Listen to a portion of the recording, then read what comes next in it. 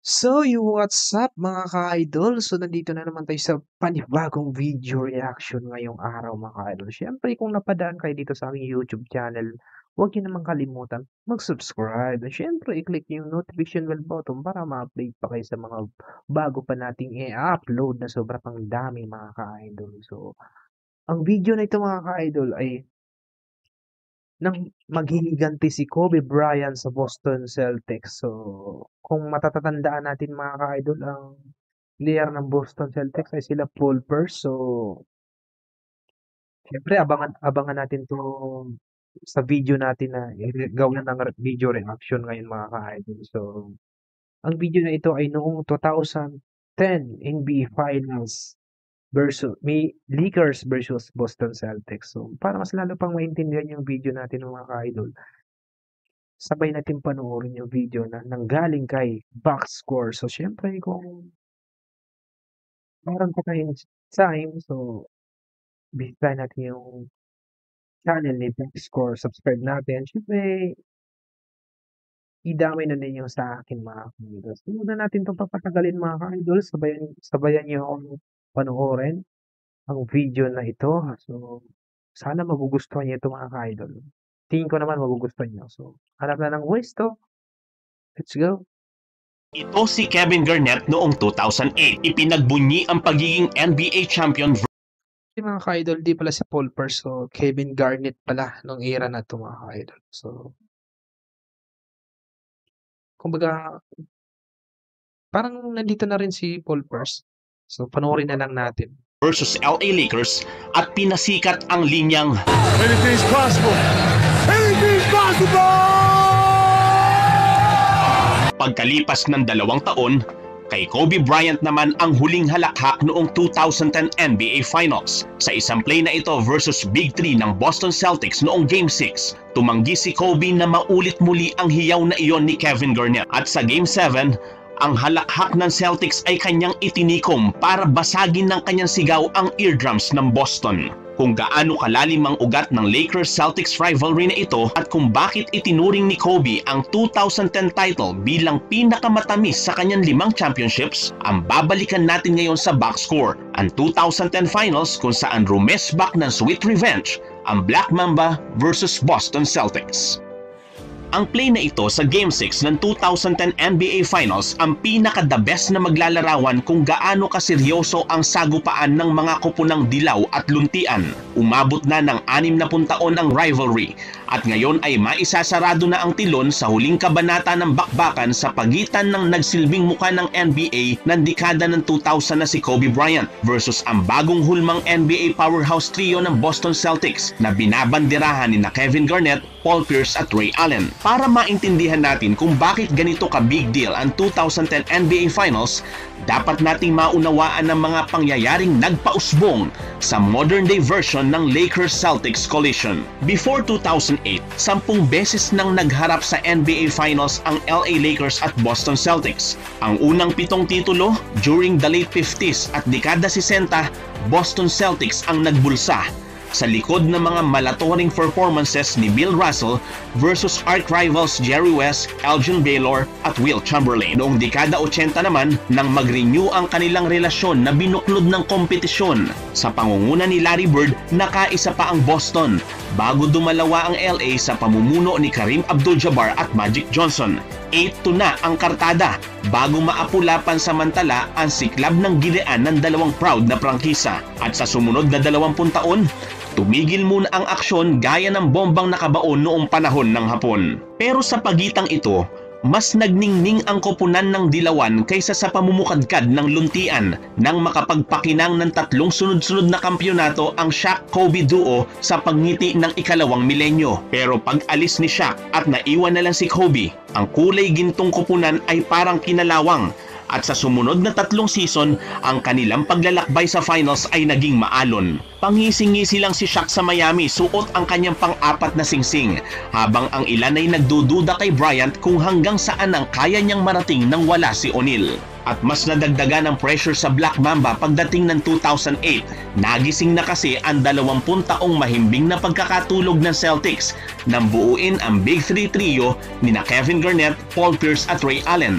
at instantly road to the finals ang kanilang inihain. But with his competitive spirit, pinatunayan ni Bryant na kaya niyang giyahan ang isang marangal na koponan kahit wala siyang kasamang isang titan. Nakuha niya ang MVP at nakarating siya sa huling kanto, at doon naman ay naghihintay pala ang isang gang trio na atat na sa duelo. Dito muling uusbong ang rivalry nakatulog ng 20 taon. Parehas na top seeds ang dalawa, kaya inaasahan ng mga fans na lalago rin ang kanilang kompetensya. Pero in the end, yumuko si Kobe sa 6 na tapatan sa likod ng kagimbal-gimbal na 39-point lead na kalamangan, ang pinakamalaking point margin of victory sa isang title-clinching game sa NBA history. At ito ay nangyari noong Game 6. Dito napasigaw si Kevin Garnett.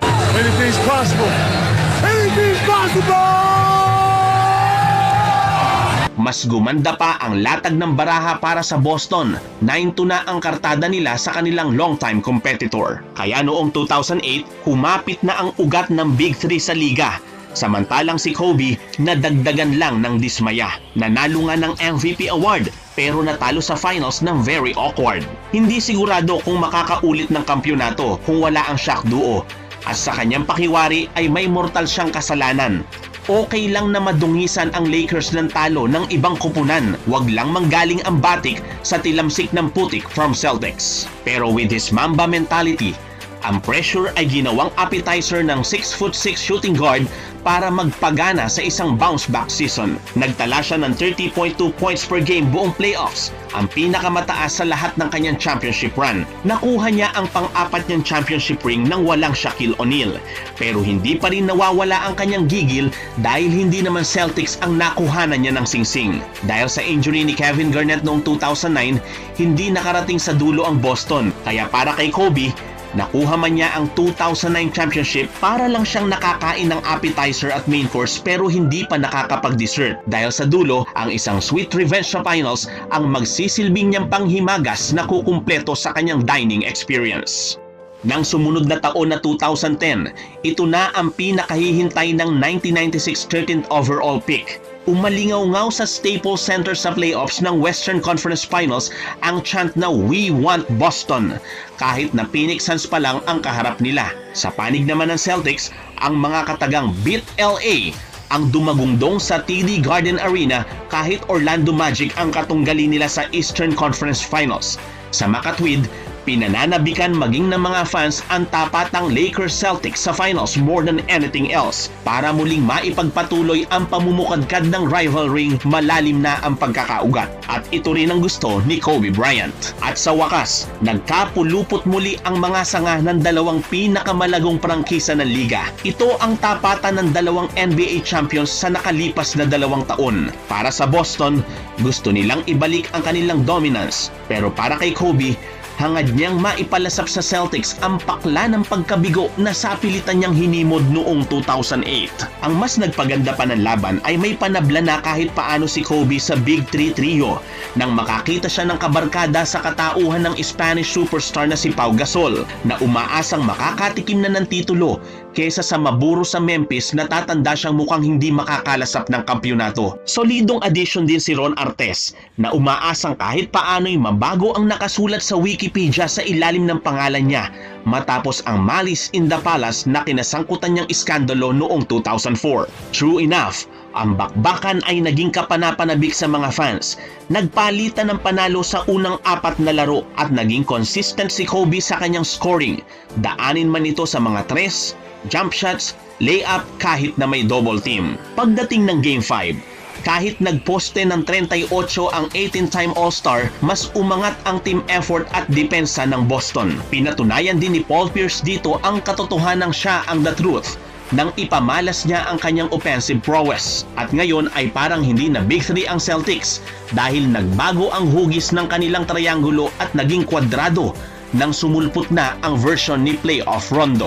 Isang panalo pa ay maisasambulat na naman kay Kobe ang pagkabigo sa koponang gigil na gigil niyang maigupo. Isipin ang dilema ng isang 2008 MVP na naglalaro na may injury sa index finger na nakakaapekto sa kanyang shooting.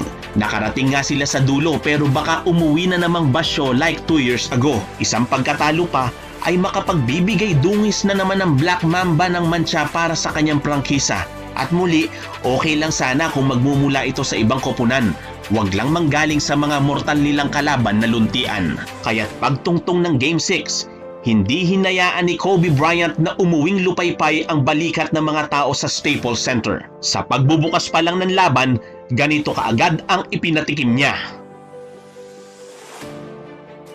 Kahit 3 Big 3 ang katapat, hindi siya umurong sa play na ito at 5 straight na tira ang ibinuslo ng Black Mamba para maiset ang tono ng himig ng Lakers na magpapatulog sa kalaban tungo sa isang 22-point lead na bangungot para sa Boston. Sa pagkakataong ito, ang ending ng season at istorya ay nakasalalay na lang ngayon sa huling laban ng taon, Game 7. Napaka-pisikal at matinding depensa ang tema ng laro at bagaman binabati ko si Kobe sa kanyang dissenting 23 points pero nakuha naman daw sa 6 of 24 shooting. Ang totoo, bagaman hindi talaga ito kagandahan, it has less to do sa kanyang opensa but more to do sa depensa ng magkabilang koponan na siyang naging tema ng buong Game 7.